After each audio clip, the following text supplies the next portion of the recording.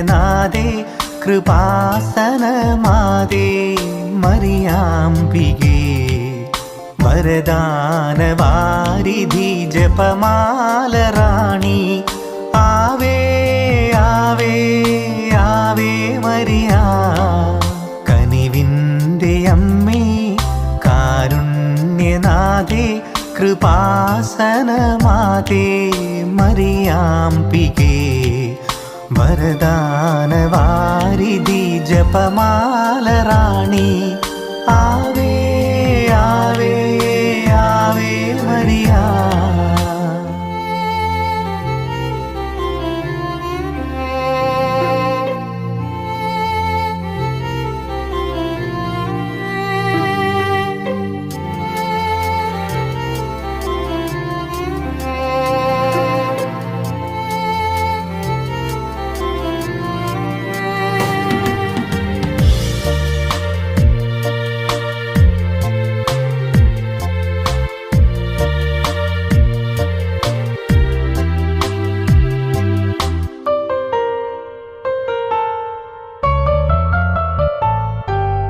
അലിവാർന്ന കൃപയുടെ ഉടമ്പടിയേകി തിരുമുൻപിൽ വിറയാർന്ന ഹൃദയം നുറുങ്ങി അലിവാർന്ന കൃപയുടെ ഉടമ്പടിയേകി തിരുമുൻപിൽ വിറയാർന്ന ഹൃദയം നുറുങ്ങി കരളലിഞ്ഞു കനിവിയന്നു മിഴി തുറക്കുനാദേ ആവേ ആവേ ആവേ മരിയ ആവേ ആവേ ആവേ മരിയ കനിവിൻ്റെ അമ്മേ കാരുണ്യനാഥേ കൃപാസനമാതേ മറിയാംബികേ ലോകറാണേ മാലാഖമാരുടെ റാണേ നിന്നിൽ നിന്നാഗതമായി മണ്ണിൽ രക്ഷകത്തിൽ സൃഷ്ടി സൊല്ലുകറാണേ മാലാഖമാരുടെ റാണേ നിന്നിൽ നിന്നാഗതമായി മണ്ണിൽ രക്ഷകദീപം കന്നേ മകത്വം പിറന്ന ധന്യേ മനോഹരിതായേ കന്നേ മഹത്വം പിറന്ന ധന്യേ മനോഹരിതായേ ആമോദമാർന്നു നീ വെല്ല രക്ഷാസുഖത്തിൽ നുറവാ ആമോദമാർന്നു നീ വെല്ല രക്ഷാസുഖത്തിൽ നുറവാ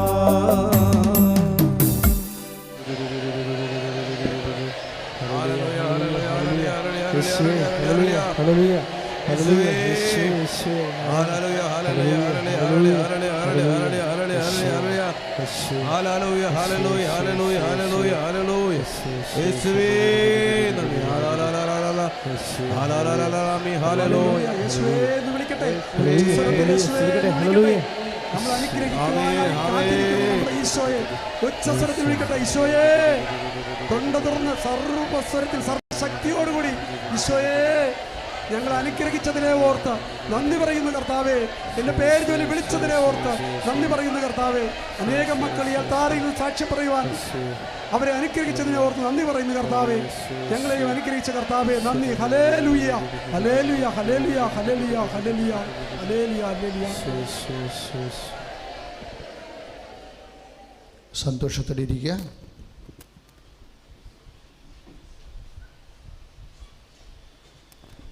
പരിശുദ്ധ പരമ ദിവ്യകാരുണ്യത്തിന് പരിശുദ്ധ പരമ ദിവ്യകാരുണ്യത്തിന്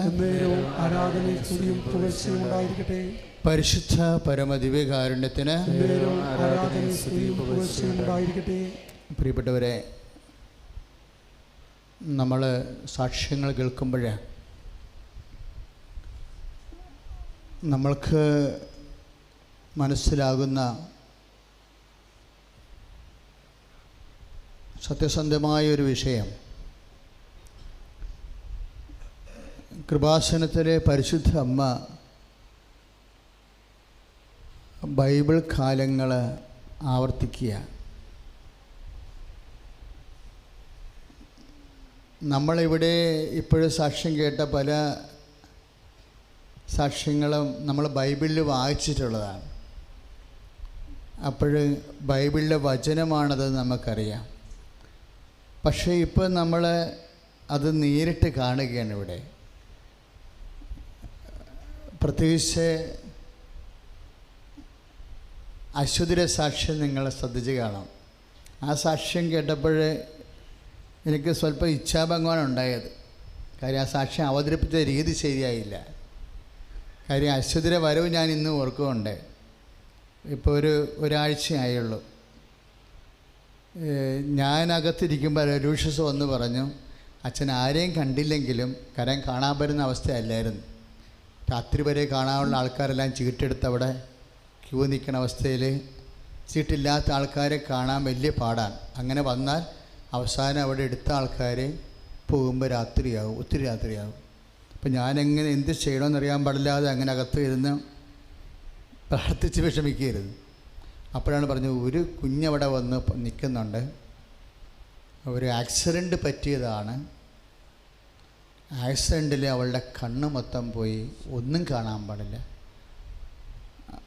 അപ്പോഴും ഞാൻ എൻ്റെ മനസ്സ് വിചാരിച്ചു, പുറത്ത് വരുമ്പോൾ അവളെ മാത്രം കാണാം. അപ്പോൾ ഞാൻ പുറത്ത് വന്നപ്പോൾ ഞാൻ ചോദിച്ചു, എന്തെങ്കിലും കാണുന്നുണ്ടോ എന്ന് ചോദിച്ചു. അപ്പോൾ പറഞ്ഞു, ഒരു കറുത്ത ഒരു പാട് കാണുന്നുണ്ടെന്ന് പറഞ്ഞു. അപ്പോൾ എനിക്ക് മനസ്സിലായി കംപ്ലീറ്റ് ബ്ലാക്ക് ഔട്ടാണെന്ന്. അപ്പോൾ ഒരു അങ്കമാലിയിലെ ഐ ഹോസ്പിറ്റലിൽ വരെ പോയതാണ്. അവർ അത് റിജക്റ്റ് ചെയ്തതാണ്, അവർക്കത് മനസ്സിലായില്ല. അപ്പം ഞാനിപ്പോൾ ഓർക്കണത്, അശ്വതിനെ ഞാൻ വിളിച്ചുകൊണ്ട് വന്ന് ഇവിടെ നിർത്തി. ആ സാക്ഷ്യം പറഞ്ഞത് എനിക്ക് ഇഷ്ടപ്പെട്ടില്ലെന്ന് പറഞ്ഞത് എന്താണെന്ന് അറിയാവോ? അത് അമ്മയെല്ലാം അവിടെ ഉണ്ടായിരുന്നതാണ്. അശ്വതി ഒരു വാക്ക് പറയേണ്ടതായിരുന്നു ജനങ്ങളോട്. കാര്യം അവൾക്കല്ലേ കണ്ണ് തിരിച്ച് കിട്ടിയത്, അല്ലേ? അപ്പോൾ അവളെ 5 പേര് കൂടി പിടിച്ചുകൊണ്ടാണ് വന്നത്. അപ്പോൾ സ്റ്റെപ്പൊക്കെ എടുത്ത് വെക്കണത് ഭയങ്കര പാടായിരുന്നു. ഒരു സ്റ്റെപ്പ് നിന്ന് അടുത്ത സ്റ്റെപ്പൊക്കെ മുകളിലോട്ട് അവിടെ കയറി വന്നപ്പോഴും താഴേക്ക് ഇറങ്ങിപ്പോകാൻ നേരത്ത് ഞാൻ പിടിച്ചാൽ കൊണ്ടുവന്ന് താഴേക്ക് ഇറക്കിയത്. കാര്യം സ്റ്റെപ്പ് തെറ്റിയാൽ ഉതച്ച് വീണാൽ പിന്നെ കാലും കൂടി ഒടിയും. അപ്പോൾ ഒരു മാർഗ്ഗവുമില്ല. ആ സിറ്റുവേഷൻ അതൊന്ന് കാണണം നമ്മൾ. മിക്കവാറും നമ്മുടെ ഈ CCTVയിലൊക്കെ കാണും അത്. ആ സമയത്തിൽ ഇതെല്ലാം റെക്കോർഡ് ചെയ്ത് പോകണമല്ലോ. അപ്പോൾ ആദ്യം വന്ന വരവ് CCTVക്ക് ഉണ്ടാവും മിക്കവാറും. അപ്പോൾ ഞാൻ അവളൊരു വാക്ക് പറഞ്ഞ്, ഇവിടെ ഉടമ്പടി തൈലം അവളുടെ കണ്ണി ഞാൻ തേച്ചിട്ട് പറഞ്ഞു, 32 കൊല്ലത്തെ പൗരോഹിത്യത്തിൻ്റെ ശക്തിയാൽ, 32 കൊല്ലമായി അർപ്പിക്കുന്ന കുർബാനയുടെ ശക്തിയാൽ, കൃപാസന ആൾത്താരെ പ്രത്യക്ഷപ്പെട്ട മാതാവിൻ്റെ മധ്യസ്ഥതയിൽ ഞാൻ നിൻ്റെ കണ്ണ് തുറക്കുന്നുവെന്നാണ് പറഞ്ഞത്. ആ വാക്ക് ഞാൻ നല്ലവണ്ണം ഓർക്കുന്നുണ്ട്. എന്നിട്ട് നീ പറഞ്ഞു, നീ വന്ന് സാക്ഷ്യം പറയണമെന്ന് പറയും. എന്താ അമ്മ ആ കണ്ണ് തുറക്കുമെന്ന് പരിശുദ്ധാത്മാവ് എന്നോട് ശരിക്കും പറയുന്നുണ്ടായിരുന്നു. കാര്യം വൈദ്യശാസ്ത്രം കേരളത്തിൽ ഏറ്റവും വലിയ കണ്ണാശുപത്രി ഉപേക്ഷിച്ച കേസാണ്. അമ്മ ആ കണ്ണ് തുറക്കുമെന്ന് എനിക്കറിയാമായിരുന്നു. അതുപോലെ തന്നെ പാറേപ്പള്ളിയിൽ നിന്നൊരു കുഞ്ഞ് ഒരു മകളുടെ സാക്ഷ്യം പറഞ്ഞില്ലേ, അതെന്താ? സംസാരിക്കാത്ത കുട്ടിയാണ്. ഉടമ്പടി തൈലം തൊണ്ടയിൽ തേച്ച് കഴിഞ്ഞപ്പോൾ ഉടനെ 2 ദിവസം കഴിഞ്ഞപ്പോൾ കുഞ്ഞ് സംസാരിക്കാൻ തുടങ്ങി. അതാണ് ഞാൻ പറഞ്ഞത്, ബൈബിൾ കാലങ്ങൾ ഊമൻ സംസാരിക്കുന്നു, അല്ലേ? അന്ധന്മാർ കാണുന്നു. ഇനി ചെവി കേട്ട എത്രയോ കേസുകൾ നമ്മുടെ പത്രത്തിൽ നിങ്ങൾക്ക് വായിക്കാൻ പറ്റും. ഇതെല്ലാം നിങ്ങൾ കേൾക്കുമ്പോൾ എൻ്റെ മക്കൾ, വിശ്വാസം വർദ്ധിച്ചാൽ മാത്രം പോരാ. വിശ്വാസം വർദ്ധിക്കുന്നതിനേക്കാൾ ഉപരി നിങ്ങൾക്ക് പ്രത്യാശ കൂടി കൂടണം. വിശ്വാസം എന്ന് പറയുമ്പോഴേ അതൊരു ടൈംലി പ്രോജക്റ്റാണ്. ദൈവവുമായിട്ടുള്ള ഒരു നമ്മളുടെ ബന്ധത്തിന് ഒരു ടൈം ബൗണ്ട് വെച്ചിട്ട് ദൈവത്തിൻ്റെ ഇടപെടൽ ഉണ്ടോ ഇല്ലയോ എന്ന് പറയാൻ പറ്റത്തില്ല. പറഞ്ഞ മനസ്സിലായ മക്കളെ? വിശ്വാസത്തേക്കാൾ വലിയതാണ് പ്രത്യാശ എന്നുള്ളത്. ഈ വിശ്വാസം ഉള്ള ആൾക്കാർക്കും ചില ആൾക്കാർക്ക് നിരാശയുണ്ട്, ഇല്ലേ? അതാണ് ഞാൻ പറഞ്ഞത് വിശ്വാസം വലിയ കഥയില്ലാത്ത കാര്യമാണെന്ന്. വിശ്വാസം നിങ്ങൾക്കുണ്ടെന്ന് പറയുന്നു, പക്ഷെ നിങ്ങൾക്ക് പലർക്കും നിരാശയുണ്ട്. അതിൻ്റെ അർത്ഥം എന്താണ്? പ്രത്യാശയില്ലെന്ന് അതിൻ്റെ അർത്ഥം. പ്രത്യാശയില്ലെന്ന്. അപ്പോൾ വിശ്വാസത്തേക്കാൾ വലുതെന്താ? പ്രത്യാശയാണ്. അതുകൊണ്ടാണ് റോമർ 5:5 പറയണത്, നമ്മളെ നിരാശരാക്കാതിരിക്കാനുള്ള മാർഗമുണ്ട്. എന്താണ്? പ്രത്യാശ നമ്മളെ നിരാശരാക്കുന്നില്ല. ഒന്ന് പറഞ്ഞേ. പ്രത്യാശ നമ്മളെ നിരാശരാക്കുന്നില്ല. ഒന്നൊരു പറഞ്ഞേ. പ്രത്യാശ നമ്മളെ നിരാശരാക്കുന്നില്ല. ഏറ്റു പ്രാർത്ഥിച്ചേ. കർത്താവായ ദൈവമേ, ഓ ദിവ്യകാരുണ്യമേ, ഓ ദിവ്യ ഈശോയെ, ഞങ്ങളുടെ ഈ കുടുംബത്തിലുള്ള എല്ലാവർക്കും പ്രത്യാശയുടെ വരദാനങ്ങളാൽ ഞങ്ങളെ അഭിഷേകം ചെയ്യണമേ. പ്രത്യാശ പരിശുദ്ധാത്മാവിൻ്റെ ഫലമാണ്. പ്രത്യാശ ലഭിക്കാൻ വേണ്ടി സ്തുതിക്കട്ടെ. ഇപ്പോൾ പരിശുദ്ധാത്മാവ് നിങ്ങൾക്ക് പ്രത്യാശ നൽകുന്ന സ്തുതിക്കട്ടെ.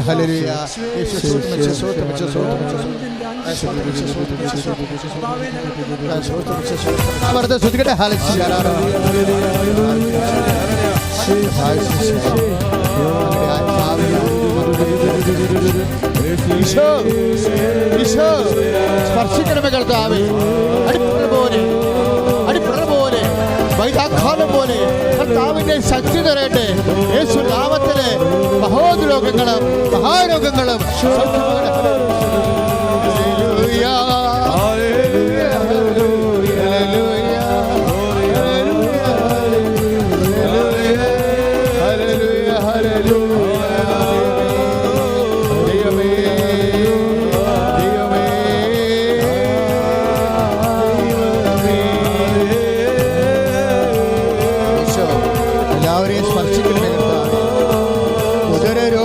സ്പർശിക്കണമേ കർത്താവേ.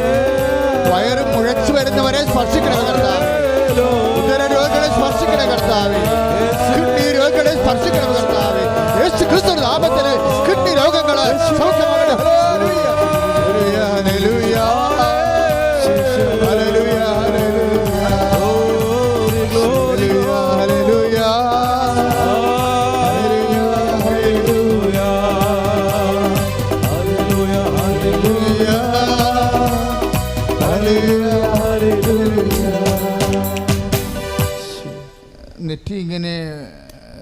നെറ്റിയിലെ തൊലി ഇങ്ങനെ പൊളിഞ്ഞ് വരുന്ന ഒരു അസുഖം. മേ ബി അത് സോറിയാസിസോ അല്ലെങ്കിൽ അതുപോലെ തന്നെ വിസർപ്പവുമാകാം. അതായത് ഇങ്ങനെ പൊരിഞ്ഞ് തൊലി ഇങ്ങനെ വെള്ള നിറത്തിലായിട്ട് ഇങ്ങനെ പതയിരിക്കണ പോലെ ഇരുന്ന് ഇങ്ങനെ പടരുന്ന ഒരു അസുഖമാണ്. ത്വക്ക് തന്നെയാണ്. ത്വക്ക് ഡെഡ് സെൽസായി മാറും. അതായത് നിർജീവ കോശങ്ങളായിട്ട് മാറിയിട്ട് പൊളിഞ്ഞു മാറും. ആ അസുഖത്തെ കർത്താവ് ഇപ്പോൾ സുഖപ്പെടുത്തിക്കൊണ്ടിരിക്കുന്ന സുഖം. ഹല്ലേലൂയ, ഹല്ലേലൂയ, ഹല്ലേലൂയ, ഹല്ലേലൂയ, ഹല്ലേലൂയ.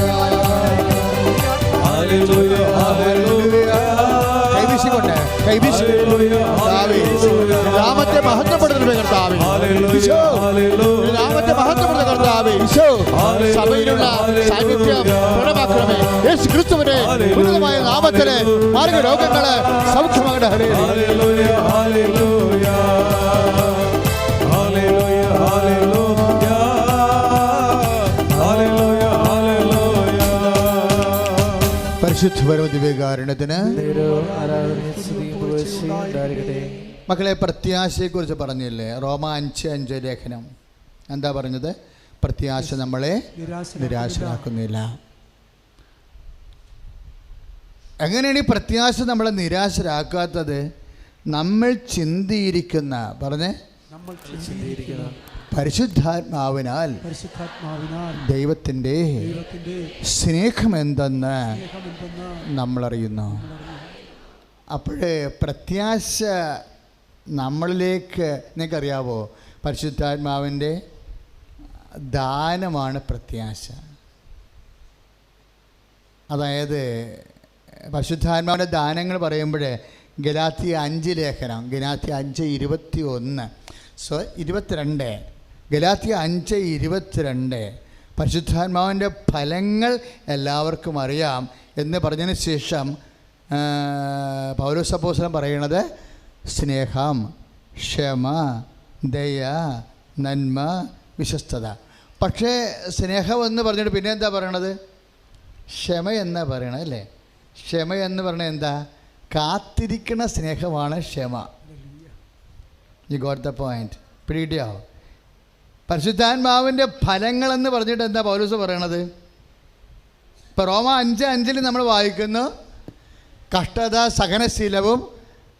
സഹനശീലം ആത്മധൈര്യവും, ആത്മധൈര്യം പ്രത്യാശയും നമുക്ക് നൽകുന്നു അല്ലേ? അപ്പോൾ പ്രത്യാശ നമുക്ക് നൽകണത് എന്താണ്? ആത്മധൈര്യമാണ്. ആത്മധൈര്യം കഷ്ടതയുടെ കാലത്ത് ഉണ്ടാകുന്ന പ്രത്യേക അതിജീവന ശക്തിയാണ് ആത്മധൈര്യം എന്ന് പറയുന്നത്. ആ അതിജീവന ശക്തിയുടെ അടിസ്ഥാനം എന്ന് പറയുന്നത് എന്താണെന്ന് അറിയാവോ? ദൈവസ്നേഹമാണ്. പരിശുദ്ധാത്മാവിൻ്റെ ഫലത്തെക്കുറിച്ച് പൗലോസ് പറയണത്, പരിശുദ്ധാത്മാവിൻ്റെ ഫലങ്ങൾ എല്ലാവർക്കും അറിയാം. എന്നിട്ട് റോമ 5 ഗലാത്യ 5:22 പറയും സ്നേഹം. പിന്നെ എന്താ പറയണത്? ക്ഷമ. ഇപ്പം സ്നേഹം എന്ന് പറഞ്ഞിട്ട് പിന്നെ ക്ഷമ എന്നാ പറയണത്. ക്ഷമ എന്ന് പറഞ്ഞാൽ എന്താ? ഈ പ്രത്യാശ തന്നെയാ. റോമ 5:5 പ്രത്യാശ. അതെ, ക്ഷമയെന്ന് പറയണത് കാത്തിരിക്കാനുള്ള സ്നേഹത്തിനാണ് ക്ഷമയെന്ന് പറയണത്. അത് തന്നെയാണ് പ്രത്യാശ. പ്രത്യാശയുടെ അനുഭവ തലങ്ങളാണ് ക്ഷമയായിട്ട് വരണത്. ഇപ്പം കറണ്ടിൻ്റെ അനുഭവ തലമാണ് വെളിച്ചം അല്ലേ? കറണ്ടിൻ്റെ അനുഭവ തലമാണ് ശബ്ദം. അതുപോലെ പ്രത്യാശയുടെ അനുഭവ തലമാണ് ക്ഷമ. അത് പ്രത്യാശ തന്നെയാണ്. അപ്പം നിങ്ങളിപ്പോൾ ഉടമ്പടി ചെയ്തതിന് ശേഷം നിങ്ങൾ ക്ഷമകേട് കാണിച്ചാൽ, കാര്യം ഉടമ്പടിയുടെ രീതി നിങ്ങൾക്കറിയാമല്ലോ. ഇപ്പോൾ ഫേസ്ബുക്കിൽ ലൈവ് ഈ പ്രോഗ്രാം കണ്ടുകൊണ്ടിരിക്കുന്ന സമയത്ത് മലയാറ്റൂരിൽ നിന്നൊരു സഹോദരൻ ഇപ്പം നിങ്ങൾ സാക്ഷ്യം പറയുന്നവർ ഉടമ്പടി ചെയ്തു, അമ്മ അനുഗ്രഹിച്ചെന്നൊക്കെ പറഞ്ഞ് സാക്ഷ്യം പറയുന്നില്ലേ?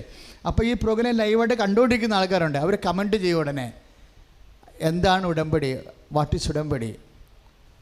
അപ്പോൾ ഞാൻ ആ പ്രോഗ്രാം കണ്ടിട്ട് ഉടമ്പടി എന്താണെന്ന് ഞാൻ അതിലേക്ക് അടിച്ചു കൊടുക്കാൻ വേണ്ടി, ഈ മലയാറ്റൂർക്കാരനെ അടിച്ചു കൊടുക്കാൻ വേണ്ടി പോകുമ്പോൾ ഉടനെ ഒരു മത്തായി തിരുവല്ലായിൽ നിന്ന് അടിക്കുകയാണ്, ഉടമ്പടി is N agreement with mother Mary.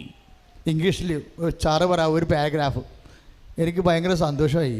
അയാൾ പറഞ്ഞ മുഴുവൻ സത്യമായിരുന്നു. തിരുവല്ലക്കാരൻ ഈ മലയാറ്റൂർക്കാരന് ഫേസ്ബുക്കിൽ പറഞ്ഞു കൊടുത്തുകൊണ്ടിരിക്കുക, ഉടമ്പടി എന്ന് പറഞ്ഞത് is an agreement with mother Mary, അമ്മ മാതാവുമായിട്ടുള്ള ഒരു എഗ്രിമെൻ്റാണ്. If you are faithful you will be rewarded. നിങ്ങളത് ആ ഉടമ്പടിയോട് നിങ്ങൾ വിശ്വസ്തരാണെങ്കിൽ നിങ്ങൾക്ക് അനുഗ്രഹം പ്രാപിക്കാൻ കഴിയുമെന്ന്. ഇപ്പോൾ കൃപാസനത്തിലെ സഹോദരങ്ങൾ പറയുന്നതിനേക്കാൾ സംക്ഷിപ്തമായിട്ട് വിശദീകരണമില്ലാതെ പെട്ടെന്ന് പറയാൻ ജനങ്ങൾക്ക് ഇപ്പോൾ കഴിവുണ്ട്. ശ്രുതികട ഹല്ലേലൂയ.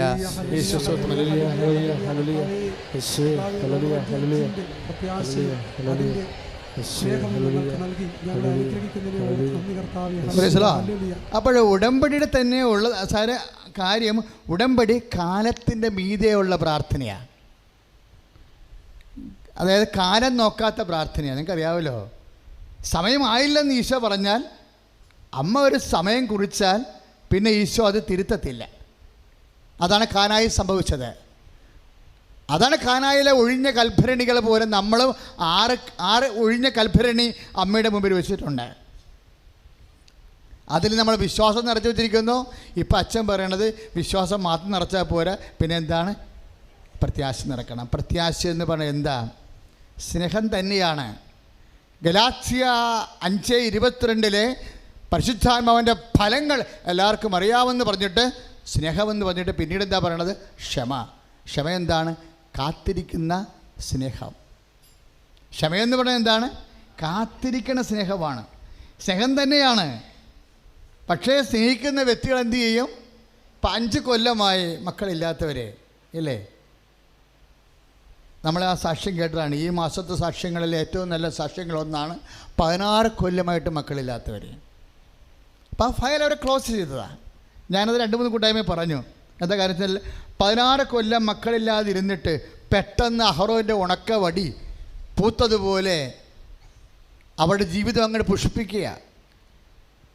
നമ്മൾ അഹറോൻ്റെ പൂത്ത വടിയാണ് പുറപ്പാട് പുസ്തകങ്ങളിൽ കൃപാസനത്തിൽ നിക്ഷേപിച്ചിരിക്കുന്നത് മോസസ്. അതുപോലെ നമ്മുടെ ഉണങ്ങിയ വടികൾ കൊണ്ടുവന്ന് നമ്മൾ നിക്ഷേപിച്ചിട്ടുണ്ട്. അമ്മയെ 16 കൊല്ലമായിട്ട് മക്കളില്ല, IVF ചെയ്തു, IUF ചെയ്തു, ഇനി ഞങ്ങളുടെ കയ്യിൽ അതിന് കാശുമില്ല, കുടുംബം തന്നെ വെണ്ണീറായിരിക്കുന്നു, ഞങ്ങളുടെ ജീവിതം തന്നെ ഉണങ്ങിയിരിക്കുന്നു. അഹറോൻ്റെ പൂത്ത വടി, ഉണങ്ങിയ വടി തളർത്ത് വരാൻ ഒരു രാത്രി മതി. നിൻ്റെ ഉണങ്ങിയ വടികൾ ജീവിതത്തിൻ്റെ പ്രത്യാശകൾ ജോലിയാവട്ടെ. ഇപ്പോൾ ഒരു സഹോദരി അവസാന സാക്ഷ്യം പറഞ്ഞില്ലേ, ഹൈന്ദവ സഹോദരങ്ങളാണ്. പക്ഷേ അമ്മ വന്ന് പറഞ്ഞു, മകളെ ജോലി ഇത്രയും നാൾ അന്വേഷിച്ചില്ലേ, കിട്ടിയില്ലല്ലോ, നീ കൃപാസനത്തിൽ ചെന്ന് അമ്മയുടെ മുമ്പിൽ പറ. അപ്പോൾ അവൾക്ക് ആ സഹോദരിക്ക് എന്താണ് കൃപാസനം, എന്താണ് ഉടമ്പടി ഒന്നും കാര്യം എല്ലാം ക്രിസ്ത്യാനികൾക്ക് പോലും പരിചയമില്ലാത്ത വാക്കുകളാണ്. ക്രിസ്ത്യാനികൾക്ക് പോലും അറിയത്തില്ല കൃപാസനം എന്താണെന്ന്. എല്ലാവരും എന്നോട് ചോദിക്കും, വെച്ചാൽ കൃപാസനം എവിടെയാണ് വെച്ചാൽ എന്താണ് അതിൻ്റെ അർത്ഥം എന്നൊക്കെ ചോദിക്കും. കാര്യം അത് പഴയ നിയമത്തിലായത് കാരണം പുതിയ നിയമമില്ല ആൾക്കാർക്ക് കുറച്ച് പരിചയമുള്ളൂ, അതുകൊണ്ട് പഴയത് പരിചയമില്ല. ഉടമ്പടിയും പുതിയ നിയമത്തിലല്ല, പഴയ നിയമത്തിലാണ് ഉള്ളത്. അപ്പം അതെല്ലാം സാങ്കേതികമായ വാക്കുകളായത് കാരണം ദൈവം കഴിഞ്ഞ സഹസ്രാബ്ദങ്ങളിലൂടെ തൻ്റെ ജനതയോട് സംസാരിച്ചിട്ടുള്ള ടെക്നിക്കൽ ടേംസാണ്, സാങ്കേതിക പദങ്ങളാണ്. ആ സാങ്കേതിക പദങ്ങളുടെ അന്തർധാരകൾ എല്ലാവർക്കും അറിയണമെന്ന് നിർബന്ധമില്ല. പക്ഷേ അനുഭവധാരകൾ അറിയാൻ പറ്റും. എന്താണ്? ആ മകളും വന്ന് ഉടമ്പടി ചെയ്ത് ഇപ്പോൾ 2-3 കൊല്ലമായിട്ട് കിട്ടാത്ത ജോലിയാണ്. ഇതിപ്പോൾ എവിടെ നിന്ന് വന്നു? ദൈവം പണ്ടേ ചെയ്യുന്നൊരു പരിപാടിയാണ്. എന്താണെന്നറിയാവോ? ഇല്ലായ്മയിൽ നിന്നുള്ളതുപോലെ വിളിച്ചു വരുത്തുമെന്ന് പൗലോസ് അപ്പോസ്തലൻ ദൈവത്തെക്കുറിച്ച് പറഞ്ഞെന്തറിയാവോ? ഇല്ലായ്മയിൽ നിന്ന് ഉള്ളതുപോലെ വിളിച്ചു വരുത്തും. ഇല്ലായ്മയാണ്. നമ്മളെല്ലാം ഉള്ളതിൽ നിന്നാണ് ചെയ്യണത്. എനിക്ക് ആൾക്കാരെ കടമൊക്കെ പറയുമ്പോൾ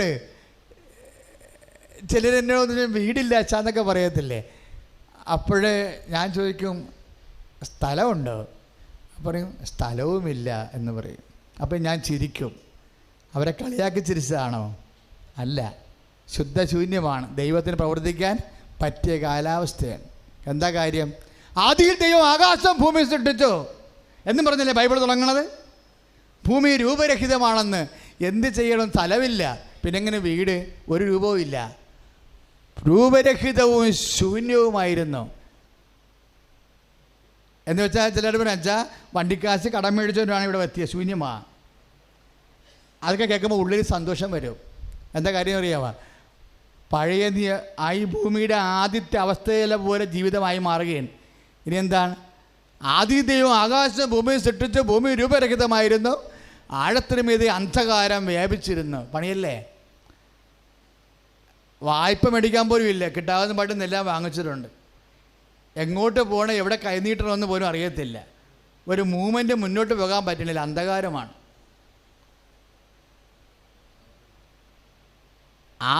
അതായത് അന്ധകാരം, ആഴത്തിൽ അന്ധകാരം വ്യാപിച്ചിരുന്നു. അന്ധകാരത്തിൻ്റെ ജലപ്പരപ്പിലൂടെ ഒന്ന് പറഞ്ഞേ, അന്ധകാരത്തിന്റെ ജലപ്പരപ്പിലൂടെ, ഒന്നിന് പറഞ്ഞേ, അന്ധകാരത്തിന് ജലപ്പരപ്പിലൂടെ. ബാക്കി നിങ്ങൾ പറ.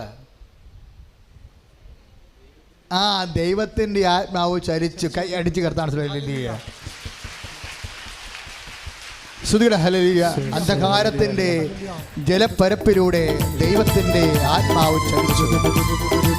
പരമദിവ്യകാരുണ്യത്തിന്. അതുകൊണ്ട് എൻ്റെ മക്കളെ, ഇപ്പം 2 ടോക്കൺ ചെന്ന് അവസാനിക്കാൻ എവിടെയാണെന്നറിയാവോ? അന്ധകാരം വരുമ്പോൾ നമ്മൾ ഉടനെ പരിശുദ്ധാത്മാവിനെക്കുറിച്ച് ചിന്തിക്കണം. പറഞ്ഞ മനസ്സിലായോ? ഉൽപ്പത്തി 1:1 അന്ധകാരത്തിൻ്റെ ജലപ്പരപ്പിലൂടെ ഒന്ന് പറഞ്ഞേ. അന്ധകാരത്തിന്റെ ജലപ്പരപ്പിലൂടെ ദൈവത്തിൻ്റെ ആത്മാവ് ചലിച്ചു. ദൈവത്തിന്റെ ആത്മാവ് ചലിച്ചു. Price the Lord. അപ്പോൾ ഒരു അന്ധകാരം ഉണ്ടായതിൻ്റെ അർത്ഥം എന്താണെന്നറിയാവോ? ഇപ്പം ഞാൻ പറഞ്ഞു, അച്ഛാ വണ്ടിക്കാശ് വാങ്ങിച്ചുകൊണ്ടാണ് പോകുന്നത്, ഇനി എവിടെ കൈ നീട്ടണമെന്ന് അറിയത്തില്ലെന്ന് പറയും. എൻ്റെ അർത്ഥം എങ്ങോട്ട് പോകണമെന്ന് അറിയാൻ പാടില്ല, ഒരു ഒരു ഒരു വഴിയുമില്ല നിൽക്കുകയാണ്. അപ്പോൾ എൻ്റെ മൊത്തം ഇരുട്ടാണെന്നറിയാം, എങ്ങനെ ചെയ്യണം, എങ്ങോട്ട് മൂവ് ചെയ്യണമെന്ന് ഒരു ഐഡിയ. എൻ്റെ മക്കളെ, ഒരു ഐഡിയയും ഇല്ലാതെ വരുമ്പോൾ എന്ത് വരുമെന്നറിയാവോ? ജലപ്പരപ്പുണ്ടാവും. എന്ത് ജലപ്പരപ്പാ? എളിമയുടെ ജലപ്പരപ്പ്. കാര്യം നമ്മുടെ ആസ്തിയുണ്ട്. നമ്മുടെ FD തീർന്നു, നമ്മുടെ പൊന്ന് പണയം വെച്ച് തീർന്നു, നമ്മൾക്ക് കിട്ടാനുള്ള വാങ്ങിക്കാനുള്ള എല്ലാം മേടിച്ച് തീർന്നു, ഇനി ഒന്നുമില്ല. നമ്മൾ ബിഗ് സീറോയാണ്. ബിഗ് സീറോ ആയി നമ്മളെ. ഈ ബിഗ് സീറോയാണ് അന്ധകാരം എന്ന് പറയണത്. എന്നിട്ട് ഇവിടെ എന്താ സംഭവിക്കണത്? ഇവിടെ ജലമുണ്ടാകും. എന്താ ജലം? എളിമയുടെ ജലം. നമുക്ക് എന്തെങ്കിലും ഉണ്ടെങ്കിൽ, ആസ്തി ഉണ്ടെങ്കിൽ നമുക്കൊരു അഹങ്കാരം ഉണ്ടാകും. നമുക്കത് ഉണ്ടല്ലോ എന്നാണ്. ഒന്നുമില്ല എന്നുണ്ടെങ്കിൽ നമ്മുടെ കയ്യിൽ ഒന്നുമില്ല. ആ ജലമാണ്, എളിമയുടെ ജലമാണ്. എളിമ രൂപപ്പെട്ട് വരുമ്പോൾ, അതാണ് ഞാൻ ചിരിക്കണത്. വീടിന് വേണ്ടി പ്രാർത്ഥിക്കുമ്പോൾ ഞാൻ ചോദിക്കും, സ്ഥലമുണ്ടോ എന്ന് ചോദിക്കും. അപ്പോൾ സ്ഥലവുമില്ലെന്ന് പറയുമ്പോൾ എനിക്ക് സന്തോഷമാകും. എന്താ കാര്യം? ഇരുട്ടാ. ഇനി കർത്താവിന് പ്രവർത്തിക്കാനുള്ള, ഇനി നമ്മുടെ കയ്യിലായി സംഭവമാണ്. ഇനി ഇപ്പം കർത്താവ് അനുസരിച്ച് ഇവൾ പോവുകയാണെങ്കിൽ, പൗലോസ് പറയണ പോലെ, ഇല്ലാത്തത് ഉള്ളതുപോലെ അവൻ വിളിച്ചു വരുത്തും. ഇവിടെ സാക്ഷ്യം പറഞ്ഞ ദൈവത്തെ എൻ്റെ മക്കൾ എപ്പോഴും ഓർത്തേക്കണം. എന്താ അറിയാവോ? ആദ്യം പറഞ്ഞപ്പോഴും ഞാൻ പറഞ്ഞായിരുന്നു, അതായത് ഈ പരിശുദ്ധാത്മാവിന് മുമ്പ് വരേണ്ട ഒരു കാര്യമുണ്ട്. എന്താ? സ്നേഹം. ഇത് പഠിക്കണം നിങ്ങൾ. ദൈവമായിട്ടുള്ള ജീവിക്കാൻ ഉദ്ദേശിക്കുന്നുണ്ടെങ്കിലേ, ഇപ്പം നിങ്ങളുടെ ഭർത്താവുമായിട്ട് നിങ്ങൾ ജീവിക്കുകയാണ്. ഭർത്താവുമായിട്ട് ജീവിച്ച, എൻ്റെ അഭിപ്രായത്തിൽ ഒരു ആദ്യത്തെ 5 കൊല്ലം നിങ്ങൾ അധികം സംസാരിക്കരുത്. എൻ്റെ അഭിപ്രായം സംസാരിക്കുന്നത് വായത്തലക്ക് പിടിക്കരുത്, വാക്കത്തേക്ക് പിടിക്കരുത്. ചില ആൾക്കാർക്ക് ഒരു വാക്കത്തേക്ക് പിടിക്കില്ല, എല്ലാത്തിൻ്റെയും ക്ഷമയില്ല. ആദ്യത്തെ 5 കൊല്ലം പ്രാർത്ഥിച്ചും വലിയ ഇഷ്യൂസും കാഷ്വാലിറ്റി ഒന്നും ഉണ്ടാക്കാതെ പോകുന്നതാണ് എപ്പോഴും നല്ലത്. പക്ഷേ മണ്ടന്മാരും മണ്ടിമാരും എന്ത് ചെയ്യും? അത് നിങ്ങൾ അച്ഛനും കന്യാസനും ആകാൻ ആൾക്കാരൊക്കെ പോയി കെട്ടിയാൽ ഇങ്ങനെ ഇരിക്കും. ഇത് നിങ്ങളെ എല്ലാം ഇഷ്യൂ ആക്കും. കാര്യം പക്ഷേ എൻ്റെ മക്കളെ അറിയത്തില്ലല്ലോ. ആളറിഞ്ഞ് വരുമ്പോൾ 5 കൊല്ലമെങ്കിലും ആകും കുറഞ്ഞത്. നിങ്ങൾ കല്യാണം കഴിച്ചിരിക്കുന്ന ജീവിത പങ്കാളി ഒരു പക്ഷേ ഭൂമിയിലെ ബെസ്റ്റ് ആളായിരിക്കും. നീ അത് നാശക്കോടാലിയാക്കിയാണ് ഇപ്പം കൈകാര്യം ചെയ്താണ് ഇതായിപ്പോയത്. ഒരു പക്ഷെ നല്ല ആളായിരിക്കും. അത് നീ ഒന്ന് പിരിഞ്ഞ് 2-3 കൊല്ലമൊക്കെ കഴിഞ്ഞ് 2 മാസം നിന്ന് കഴിയുമ്പോഴായിരിക്കും നീ ഓർക്കണത്, ദൈവം ഇത്രയും പ്രശ്നം എൻ്റെ ഇച്ഛാനി ഇല്ലായിരുന്നല്ല, ഇത്രയും പ്രശ്നം എൻ്റെ പെണ്ണിന് ഇല്ലായിരുന്നല്ല എന്ന് ഓർക്കണത് പിരിഞ്ഞ് നിൽക്കുമ്പോഴാണ് ഓർക്കണത്. അതാണ് ആദ്യത്തെ 5 കൊല്ലം അധികം അംഗം കാണിക്കാതിരിക്കണം എപ്പോഴും നല്ലത്. പ്രാർത്ഥിക്കുക, പഠിക്കുക, എന്നിട്ട് തീരുമാനിക്കണം എന്താണ്, എൻ്റെ കർത്താവ് തന്നതല്ലേ, മോശമാകാൻ സാധ്യതയില്ല. വിശ്വാസമെടുക്കണം. ദൈവത്തെ വിശ്വാസമെടുക്കണം. എന്താണെന്ന് പറയണം? നമുക്ക് എന്തെങ്കിലും ആവലാതി ഉണ്ടെങ്കിൽ പോയി അമ്മയോട് പറയണം, അല്ലെങ്കിൽ അമ്മായിയമ്മയുടെ മോന്ത കയറ്റിയിട്ട് കാര്യമില്ല. ചിലർ അമ്മയോട് ഇപ്പോൾ ഭർത്താവ് കള്ള കുടിച്ച് വന്ന് തോന്നിവാസം പറയണമെങ്കിൽ ആ അരിശം മുഴുവൻ നീ അമ്മായിയമ്മയോട് തീർക്കും. അമ്മായിയമ്മ ഉടനെ എന്ത് ചെയ്യും? അപ്പം തന്നെ നാത്തുമാരെ വിളിച്ച് പറയും, എന്തേ അവളാട്ടിയെ കെട്ടിക്കൊണ്ടുവന്നിട്ടുണ്ട്, മിക്കവാറും എൻ്റെ ചാവ് എടുക്കേണ്ടി വരും പറയും. വല്ല പറയാണ്ട് പറയിപ്പിക്കേണ്ടത്. കാര്യം ഇവിടെ നിൻ്റെ കൂടെ നിൽക്കണേ, ഇപ്പോൾ അമ്മായിയമ്മയിലെ നിൽക്കണേ. അപ്പം അവരുടെ പെമ്മക്കളൊക്കെ അവർ കെട്ടിച്ചു വിട്ടില്ലേ. അപ്പം നീ മോന്ത കയറ്റി കഴിഞ്ഞാൽ സ്വാഭാവികമായിട്ട് അടുത്ത അവളുടെ വാതിലെന്താണ്? നേരെ മക്കളെ വിളിച്ച് പറയും, പെമ്മക്കളെ വിളിച്ച് പറയും. പെമ്മക്കൾ ഇങ്ങോട്ട് വരത്തില്ലേ വഴുതടി ആയതുമായിട്ട്. അവർ എന്തെങ്കിലും മാർഗ്ഗം ഉണ്ടെങ്കിൽ നിന്നെ പുറത്താക്കാൻ നോക്കും. കാര്യം എന്താണ്? അവരുടെ ഇൻസെക്യൂരിറ്റിയാണ്. കാര്യം അവർ കൈവിട്ട സ്ഥലത്തേക്ക് താമസിക്കുകയാണ്. അവർ പറയും, ഈ പൂതനെ എങ്ങാനും നമ്മുടെ അമ്മയെ കൊന്നുകളയും. അവർ നിലവിളിക്കും. പക്ഷേ നീ നല്ലവളാണേ, നീ നല്ലവളാണെന്ന് മനസ്സിലാക്കാൻ നീ പോലും സമയം കൊടുക്കണില്ല. ഇത് തന്നെയായിരിക്കും ഭാര്യക്കാർ മാത്രമല്ല ഭർത്താക്കന്മാരുടെ അവസ്ഥ. അപ്പം ജീവിത പങ്കാളികൾ ആദ്യത്തെ കാലത്ത് കുറച്ച് ക്ഷമ സൂക്ഷിക്കുന്നത് നല്ലതാണ്. കാര്യം പരിശുദ്ധാത്മാവ് ആണിതിൽ. ഇപ്പം കഷ്ടത സകലശീലവും ആത്മധൈര്യവും പ്രത്യാശ നമുക്ക് നൽകുന്നു. പ്രത്യാശ നമ്മൾ നിരാശരാക്കുന്നില്ല. നമ്മൾ ചിന്തിയിരിക്കുന്ന പരിശുദ്ധാത്മാവിനാൽ ദൈവത്തിൻ്റെ സ്നേഹമെന്തെന്ന് നീ അറിയുന്നു. Price the Lord. അപ്പോഴേ ഈ പരിശുദ്ധാത്മാവ് ആണ് പ്രവർത്തിക്കേണ്ടതെങ്കിലും പരിശുദ്ധാത്മാവ് ഒരു മത്സ്യം പോലെയാണ്. പക്ഷേ മത്സ്യം പ്രവർത്തിക്കണമെങ്കിൽ എന്ത് വേണം? വെള്ളം വേണം, അല്ലേ? വെറുതെ മത്സ്യം ചത്തുപോകും വെള്ളമില്ലെങ്കിൽ. അപ്പോൾ പരിശുദ്ധാത്മാവ് ഒരു മത്സ്യം പോലെയാണെങ്കിൽ പരിശുദ്ധാത്മാവ് നീന്തി ഓടി വളരാൻ എന്ത് വേണം? വെള്ളം വേണം. വെള്ളം എന്ന് പറഞ്ഞാൽ എന്താ? സ്നേഹമാണ്. അതുകൊണ്ട് പൗലോസ് പറയും, സ്നേഹമായിരിക്കട്ടെ, വാശിയും വൈരാഗ്യമല്ല നിങ്ങളുടെ ലക്ഷ്യം. പിന്നെന്താണ്? 1 കൊറിന്ത്യൻസിൻ്റെ 14:1 സ്നേഹം ആയിരിക്കട്ടെ നിങ്ങളുടെ ലക്ഷ്യം. എന്തിനാണെന്നറിയാവോ? പരിശുദ്ധാത്മാവിനെ കണ്ടുകൊണ്ടാണ് നിങ്ങൾ സ്നേഹത്തെക്കുറിച്ച് പറയണത്. അപ്പോൾ എൻ്റെ മക്കളെ അതിജീവിക്കാൻ വേണ്ടിയുള്ളൊരു മാർഗം. ഇപ്പം നേരത്തെ എന്താ പറഞ്ഞത്? പരിശുദ്ധാത്മാവിൻ്റെ ഫലങ്ങൾ എല്ലാവർക്കും അറിയാം. എന്നിട്ട് പറഞ്ഞിട്ട് എന്താ പറഞ്ഞത്? സ്നേഹം. ഇപ്പം നമ്മൾ ഒരു മിനിമം സ്നേഹത്ത് വർക്ക് ചെയ്യുന്നു. പരിശുദ്ധാത്മാവ് എന്നറിയുമ്പോൾ നമുക്ക് അഡീഷണൽ ലവ് കിട്ടും. അഡീഷണൽ ലവ് ആണ് ഉപരി സ്നേഹം. ഈ ഉപരി സ്നേഹമാണ് ക്ഷമ തരണത്. ക്ഷമ എന്ന് പറഞ്ഞാൽ പ്രത്യാശ. അച്ഛൻ എന്താ ഇങ്ങനെ ഈശോ പറയണമെന്നറിയാവോ? നിങ്ങൾ ഏതെങ്കിലും ഒരു അനുഗ്രഹം താമസിച്ചാൽ, നിങ്ങൾ പ്രാർത്ഥന ഉഴപ്പിയാൽ ഉടമ്പടി ഓട്ടോമാറ്റിക് ബ്ലോക്കാവും. എന്താ? ഏതെങ്കിലും ഒരു പ്രാർത്ഥന ഒരു ദിവസം ഉഴപ്പിയാൽ. കാര്യം ഇന്നലെ ഒരു സഹോദരൻ ട്രിവാൻഡ്രത്ത് നിന്ന് വന്നു. ആ മനുഷ്യൻ നല്ല വിശ്വസ്ത, കടമുണ്ട്, കുറേ വേറെ പ്രശ്നങ്ങളൊന്നുമില്ല, കടമുണ്ട്. അദ്ദേഹത്തെ മകനെ ഇന്നലെ കൊണ്ടുവന്ന്. അപ്പോൾ എനിക്ക് അവനെ കണ്ടപ്പോൾ ഇഷ്ടപ്പെട്ടു. ഞാൻ പറഞ്ഞു, നിന്നെ കാത്ത് കർത്താവ് ഇരിക്കുന്നുണ്ട്, നീ ആശീർവാദം മേടിച്ച് പോവുക, പക്ഷേ നീ രക്ഷപ്പെടുമ്പോൾ അപ്പനെ മറക്കരുതെന്ന് പറയും. ആ മക്കളൊക്കെ കാണുമ്പോൾ എനിക്ക് ഭയങ്കര സങ്കടമാണ്. ഞാൻ ഉടനെ മാതാപിതാക്കന്മാരെക്കുറിച്ച് ഓർക്കും. മക്കളെ കണ്ട ഉടനെ ഞാൻ മാതാപിതാക്കന്മാരൊക്കെ ഓർച്ചിട്ട് പറയും, നീ രക്ഷപ്പെടും, പക്ഷേ നീ ആരാണ്? നീ രക്ഷപ്പെടുമ്പോൾ അപ്പനെ മറക്കരുത്, അല്ലെങ്കിൽ അമ്മയെ മറക്കരുതെന്ന് പറയും. എന്താ കാര്യം എന്നറിയാവോ? അവൻ അങ്ങനെ ചെയ്താൽ കർത്താവ് ഒരിക്കലും അവൻ്റെ അടുക്കൽ നിന്ന് പോകത്തില്ല. അതെനിക്കറിയാം. നിൻ്റെ അപ്പൻ ആരായിരുന്നു, അമ്മ എന്തായിരുന്നു നീ ചിന്തിക്കരുത്. മറ്റുള്ളവർ പറഞ്ഞാൽ നീ അത് കേൾക്കുകയും ചെയ്യരുത്. കാരണം നിനക്കപ്പനായി തന്ന വ്യക്തി ദൈവം അറിഞ്ഞു തന്നതാണ്. അപ്പോൾ ദൈവത്തെ സ്നേഹിക്കുന്നതിന് പകരമാണ് നമ്മൾ അപ്പനെ സ്നേഹിക്കുന്നത്, അമ്മയെ സ്നേഹിക്കുന്നത്. അത് കെട്ടിവന്ന് മക്കളും ശ്രദ്ധിക്കണം. നിങ്ങൾ എപ്പോഴും മൊബൈൽ എടുത്തുകൊണ്ട് നിങ്ങളുടെ സ്വന്തം അമ്മയെ വിളിച്ചുകൊണ്ടിരിക്കും. വിളിക്കേണ്ടെന്നല്ല പറയണത്. നിങ്ങൾ നിരന്തരം നിങ്ങളെ ഭർത്താവിൻ്റെ വീട്ടിൽ നിന്ന് എപ്പോഴും അമ്മയെ വിളിച്ചുകൊണ്ടിരിക്കുമ്പോൾ ഇവിടുത്തെ അമ്മയ്ക്ക് ഒരു ഫ്രസ്ട്രേഷൻ ഉണ്ടാകും, ഒരു നിസ്സഹായ അവസ്ഥ. എന്താ കാര്യം? എൻ്റെ സന്ധിപ്പും സ്നേഹവും അവൾക്ക് മനസ്സിലാവണില്ല, എന്നെക്കൊണ്ട് അവൾക്ക് പ്രത്യേകിച്ച് കാര്യമൊന്നുമില്ല, ഞാൻ അവിടെ ഉള്ളത് കൊണ്ട് അവൾക്ക് പ്രത്യേകിച്ച് പ്രയോജനമില്ല, എൻ്റെ അടുത്ത് അവൾ സുരക്ഷിതയുമല്ല, അതുകൊണ്ടാണല്ല അവൾ കെട്ടിയെടുത്ത് എപ്പോഴും വിളിച്ചുകൊണ്ടിരിക്കുന്നത്. ഈ ബുദ്ധിയും ബോധമില്ലാത്ത ഈ പഠനമുണ്ട്. നിങ്ങൾ പഠിച്ചിരിക്കുന്ന ഏതാണ്ട് ഇക്വേഷന് ഫോർമുലയൊക്കെയാണ്. അതുകൊണ്ടൊന്നും ജീവിക്കാൻ പറ്റത്തില്ല. ഭക്ഷണം കഴിക്കാൻ പറ്റുമായിരിക്കും. നിങ്ങൾ പഠിച്ചിരിക്കുന്നത് ജീവിതമല്ല. അതുകൊണ്ട് നിങ്ങൾ ജീവിതത്തിൽ നേടുന്ന സമ്പത്ത് നിങ്ങൾക്ക് പ്രയോജനപ്പെടുന്നില്ല. ദൈവത്തെ വിശ്വസിച്ച് കഴിയുമ്പോൾ ഇപ്പം നീ അമ്മയുടെ കൂടെ നിൽക്കുകയാണെങ്കിൽ ഇൻസെക്യൂരിറ്റി ഉള്ളത് കൊണ്ടാണല്ലോ നീ ഉടനെ എപ്പോഴും നിരന്തരം അമ്മയെ വിളിച്ചുകൊണ്ടിരിക്കണത്. അതിവിടെയുള്ള എല്ലാ ആവശ്യമുള്ളതും ഇല്ലാത്തതും എല്ലാം കെട്ടിയിടുന്നു വിളിച്ച് അവിടെ പറയും. അത് ആ കുടുംബം മുഴുവൻ തകരും. കാര്യം ഇവിടെ പറയണ പല കാര്യങ്ങളിൽ ഒരു 100ൽ ഒരു 10 കാര്യം മാത്രമേ നിനക്ക് നിൻ്റെ വീട്ടിൽ പറയേണ്ട കാര്യമുള്ളൂ. ബാക്കി ഒന്നും പറയേണ്ട. ഈ വീട്ടിൻ്റെ സ്വകാര്യമായ കാര്യങ്ങളാണത്. അത് വരുമ്പോഴല്ലേ അത് പ്രാർത്ഥിച്ച് അതിനെ അഭിമുഖീകരിക്കാനേ ഉള്ളൂ. പിന്നെ ബൾക്കായിട്ടെടുത്ത് സ്വർണ്ണമൊക്കെ പണയം വെക്കുമ്പോൾ ഞാൻ പറയും അത് വീട്ടിൽ പറയണമെന്ന് പറയും.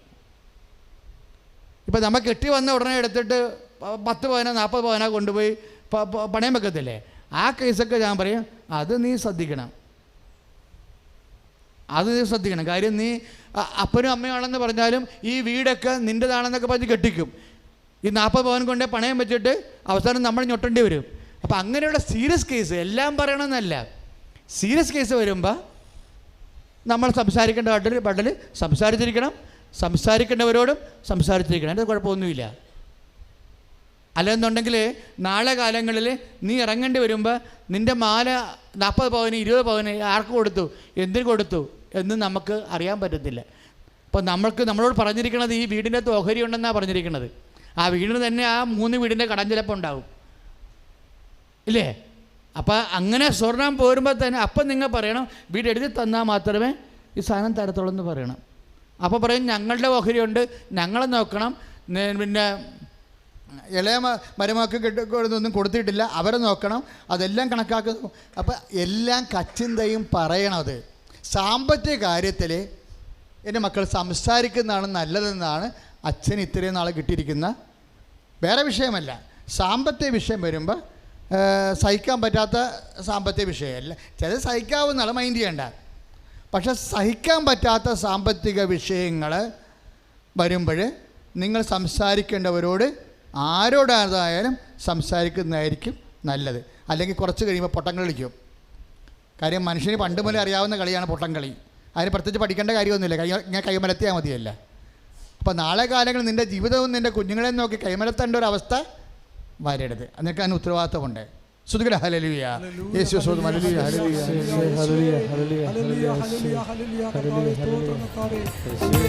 പരിശുദ്ധ പരമദിവ്യകാരുണ്യത്തിന്. അപ്പോൾ 2 പോയിന്റുകൾ കറക്റ്റായി. ജീവിതത്തിൽ ഇരുട്ട് തൂങ്ങുമ്പോൾ ഒരു സ്റ്റെപ്പ് മുന്നോട്ട് വെക്കാൻ പറ്റാത്തപ്പോൾ ആദ്യം പ്രാർത്ഥിക്കേണ്ടത് എന്താണ്? ദൈവസ്നേഹം നിറയണമേ. രണ്ടാമത് പ്രാർത്ഥിക്കേണ്ടത് എന്താണ്? പരിശുദ്ധാത്മാവ് നിറയണമേ. ഓക്കെ, ക്ലിയർ അല്ലേ? പ്രാർത്ഥിച്ച് കർത്താവേ ദൈവമേ, ഞങ്ങളുടെ ജീവിതത്തിലെ ചുറ്റോട് ചുറ്റും ഇരുട്ട് നിറയുമ്പോൾ ഒരടി മുന്നോട്ട് പോകാൻ പറ്റാതിരിക്കുമ്പോൾ കർത്താവേ ഞങ്ങളിൽ ദൈവസ്നേഹം നിറക്കണമേ. ഞങ്ങളിലെ പരിശുദ്ധാത്മാവിനെ അഭിഷേകം ചെയ്യണമേ. സ്തുതികട ഹല്ലേലൂയ, ഹല്ലേലൂയ, ഹല്ലേലൂയ, ഹല്ലേലൂയ, ഹല്ലേലൂയ, ജീവിതത്തിൽ അന്ധകാരം നിറയുമ്പോൾ ഹല്ലേലൂയ, ഹല്ലേലൂയ, പരിശുദ്ധാത്മാവിനെ നിറയ്ക്കണമേ കർത്താവേ. ഹല്ലേലൂയ, ഹല്ലേലൂയ, ഹല്ലേലൂയ, ഹല്ലേലൂയ, ഹല്ലേലൂയ, ഹല്ലേലൂയ,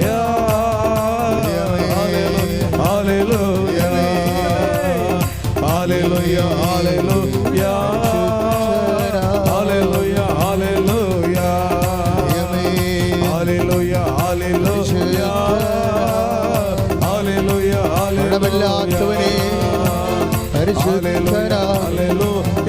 ഞങ്ങൾക്ക് വേണ്ടി ക്രൂശിക്കപ്പെട്ടവനെ പരിശുദ്ധനാ.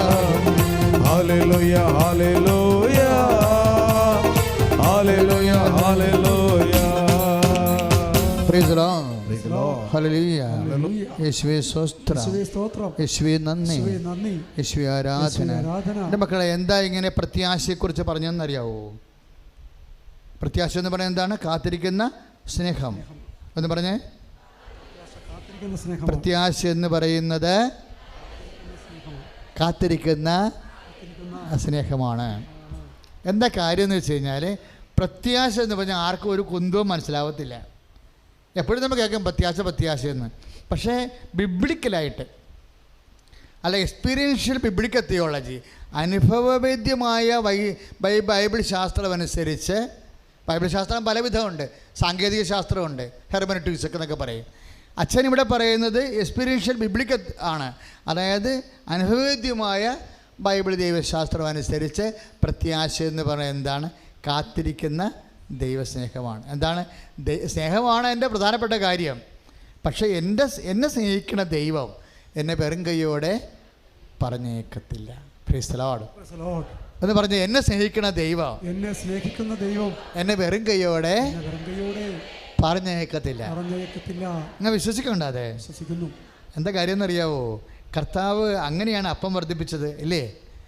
ഞാൻ വെറും കൈയോടെ അവിടെ പറഞ്ഞു വിട്ടാൽ അവർ വഴി തളർന്നു വീഴും. Price the Lord. ഈശോന്റെ വാക്കാണ്. ഒന്ന് പറഞ്ഞേ, ഞാൻ വെറും കൈയോടെ അവരെ പറഞ്ഞു വിട്ടാൽ അവർ വഴിയിൽ തളർന്ന് വീഴും. ഇപ്പം നമ്മൾ തളർന്ന് വീഴണത് കർത്താവിന് സഹിക്കത്തില്ല. ആള് കുറേ തളർന്ന് വീണതാ. ആളിങ്ങനെ കുറേ തളർന്ന് വീണത് നമ്മളാരും തളർന്ന് വീഴാതിരിക്കാൻ വേണ്ടിയാണ്, അല്ലേ? അതുകൊണ്ടാണ് മത്തായി 14:14 എന്താ പറയണത്?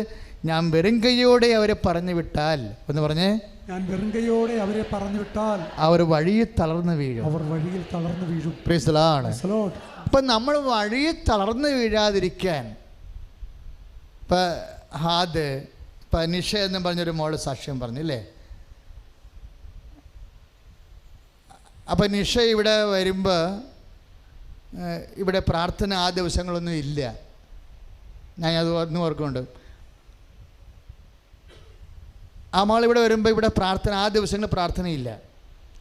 6 ദിവസം കഴിഞ്ഞ പ്രാർത്ഥനയുള്ളൂ. അവൾ എന്നാ ചെയ്ത് ഇവിടെ ഒരു വീടെടുത്ത് താമസിച്ചു, പ്രാർത്ഥന വരണത് വരെ. ആ വിശ്വാസത്തിൻ്റെ പോക്ക് കണ്ടില്ലേ? അവിടുത്തെ ഒരു വീട് എപ്പോഴും കൃപാസനത്തിലെ ആൾക്കാർ രാത്രി ലേഡീസ് വന്നു കഴിഞ്ഞാൽ ഞങ്ങളൊരു വീട് എടുത്തിട്ടിട്ടുണ്ട്. ഇപ്പോൾ കുറച്ച് എളുപ്പമാണ്, ബഹുമാന സിസ്റ്റേഴ്സുമായിട്ട് ഒരു എഗ്രിമെൻറ്റ് ചെയ്തിരിക്കുകയാണ്. അപ്പോൾ 20 പേര് വന്നാൽ പോലും ഞങ്ങൾക്ക് കൊണ്ടുപോയി ഭക്ഷണം കൊടുത്തിട്ട് കൊണ്ടുപോയി കിടത്താൻ പറ്റും. പക്ഷേ വരണവരൊക്കെ 7 മണിക്ക് മുമ്പ് വന്നേക്കണം. സിസ്റ്റർമാർ 7 മണിക്ക് അടക്കും.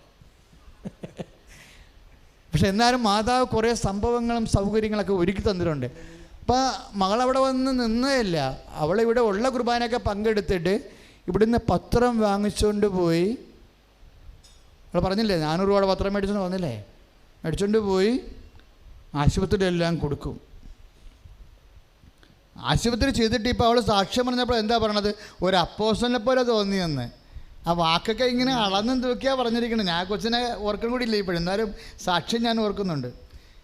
അപ്പോഴേ ആ 400 പത്രം ഉണ്ടായിരുന്നുകൊണ്ട് ഒരു പ്രാർത്ഥന കഴിഞ്ഞപ്പോൾ തന്നെ അച്ഛനെ അവളെ കാണാൻ മെസ്സേജിന് വരാനുള്ള അവസ്ഥ അന്നുണ്ട്. ഇന്നതും ഭയങ്കര പാടാണ്.